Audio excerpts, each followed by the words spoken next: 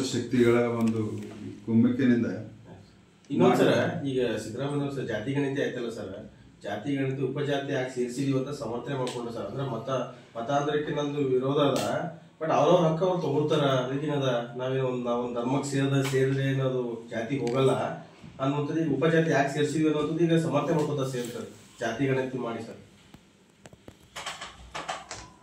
ಇವತ್ತ ಸಿದ್ದರಾಮಯ್ಯನವರು ಜಾತಿ ಗಣತಿ ಆ ರಾಹುಲ್ ಗಾಂಧಿಯ ಒಂದು ಕುಮ್ಮಕ್ಕಿನಿಂದ ಮಾಡ್ತಾ ಇರುವಂಥ ಜಾತಿ ಗಣತಿ ಇದೆ.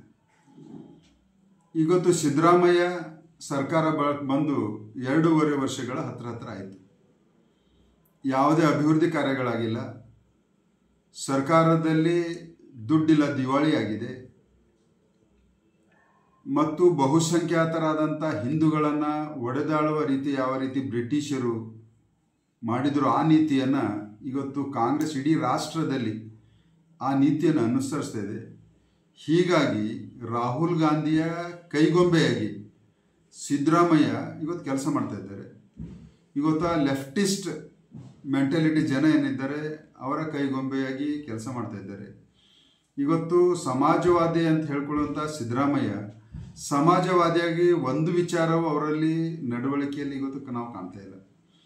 ಹೀಗಾಗಿ ಈ ಜಾತಿ ಗಣತಿಯಲ್ಲಿ ಉಪಜಾತಿಯನ್ನು ಸೇರಿಸಿ ಮತ್ತಷ್ಟು ವಿಂಗಡಣೆಯನ್ನು ಮಾಡಬೇಕು ಹಿಂದೂ ಸಮಾಜವನ್ನು ಅನ್ನುವಂಥ ಕುತಂತ್ರವನ್ನು ಮಾಡ್ತಾ ಇದ್ದಾರೆ. ಆದರೆ ಎಲ್ಲ ಸಮಾಜದ ಬಂಧುಗಳಲ್ಲಿ ನನ್ನ ವಿನಂತಿ, ಅಂತಹ ಕುತಂತ್ರ ವಿಚಾರಗಳಿಗೆ ನಾವು ಬಲಿಯಾಗಲಾರ್ದೇ ನಾವು ಹಿಂದೂಗಳಾಗಿದ್ದೀವಿ. ನಮ್ಮ ಜಾತಿ ನಮ್ದು ಯಾವುದಿದೆಯೋ ಅದು ನಮೂದಿಸಲಿಕ್ಕೆ ನಾವೆಲ್ಲರೂ ಸ್ವಾತಂತ್ರ್ಯವಾಗಿದ್ದೀವಿ. ಹೀಗಾಗಿ ನಾವು ನಮ್ಮ ಒಗ್ಗಟ್ಟತನವನ್ನು ಮೆರೆದು ಈ ಸಿದ್ದರಾಮಯ್ಯನ ಜಾತಿಯ ಕುತಂತ್ರ ಹಿಂದೇನು ಬುದ್ಧಿದೆಯೋ ಅದಕ್ಕೆ ನಾವು ಬುಡಮೇಲ್ ಮಾಡಬೇಕನ್ನುವಂಥದ್ದನ್ನು ಎಲ್ಲರಲ್ಲಿ ನಾನು ವಿನಂತಿಯನ್ನು ಮಾಡ್ಕೊತೀನಿ. ಖಂಡಿತವಾಗಿಯೂ ಸಮರ್ಥನೆ ಯಾಕೆ ಮಾಡ್ಕೋತಾರೆ ಅಂದರೆ ಅವರು ಲೆಫ್ಟಿಸ್ಟ್ ಮೆಂಟಾಲಿಟಿಗಳ ಮತ್ತು ರಾಹುಲ್ ಗಾಂಧಿ ಕುತಂತ್ರದ ಕೈಗೊಂಬೆ ಕೆಲಸ ಮಾಡ್ತಿದ್ದಾರೆ. ಈಗ ಆತ್ಮಸಾಕ್ಷಿಗಾಗಿ ಸಿದ್ದರಾಮಯ್ಯ ಕೆಲಸ ಮಾಡ್ತಾ ಇಲ್ಲ.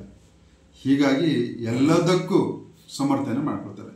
ಉದಾಹರಣೆ, ಇವತ್ತು ಇಡೀ ರಾಷ್ಟ್ರದಲ್ಲಿ ಸುಮಾರು 25 ವರ್ಷಗಳಿಂದ EVM ಮುಖಾಂತರ ಅವರು ಅಧಿಕಾರಕ್ಕೆ ಬಂದಿದ್ದಾರೆ. ಅವರ ವಿರೋಧವೂ ಪರಿಣಾಮವನ್ನು ಬಂದಿದೆ. ಅದೇ ಕರ್ನಾಟಕದಲ್ಲಿ ಮುಂಬರುವಂಥ ಸ್ಥಳೀಯ ಚುನಾವಣೆಗಳು ಬ್ಯಾಲೆಟ್ ಮುಖಾಂತರ ಮಾಡ್ತೀವಿ ಅಂತ ಮುಖ್ಯಮಂತ್ರಿಗಳೇ, ಇವತ್ತು ನೀವು ಯಾವ EVMಲಿಂದನೇ ನೀವು ಪರಿಣಾಮ ಬಂದಿದ್ದಕ್ಕಾಗಿ ನೀವು ಮುಖ್ಯಮಂತ್ರಿ ಆಗಿದ್ರಿ, ನೀವು ಸರ್ಕಾರ ಘಟನೆ ಮಾಡಿದ್ರಿ. ಇಂತಹ ಒಂದು ಕೈಗೊಂಬೆ ಕೆಲಸ ಮಾಡೋದಕ್ಕಿಂತ ನೀವು ರಾಜೀನಾಮೆಯನ್ನು ಕೊಟ್ಟು ಮತ್ತೆ ಮೂಲ ಸಮಾಜವಾದಿ ಸಿದ್ದರಾಮಯ್ಯ ಆಗಿದ್ರೆ ಒಂದು ನಿಜವಾದ ಅರ್ಥದಲ್ಲಿ ಸಮಾಜದಲ್ಲಿ ನೀವೇನಿವತ್ತು ಮಾಸ್ ಲೀಡರ್ ಆಗಿದ್ರಿ, ಅದಕ್ಕೊಂದು ಗೌರವ ಕೊಟ್ಟಿದಂಗೆ ಆಗ್ತದೆ. ನೀವು ದಯಮಾಡಿ ರಾಜೀನಾಮೆ ಕೊಡಿ, ಕೈಗೊಂಬೆಯಾಗಿ ಕೆಲಸ ಮಾಡಬೇಡಿ ಅನ್ನುವಂಥದ್ದನ್ನು ಸಿದ್ದರಾಮಯ್ಯನವರಿಗೆ ನಾನು ವಿನಂತಿನೇ ಮಾಡ್ತೇನೆ.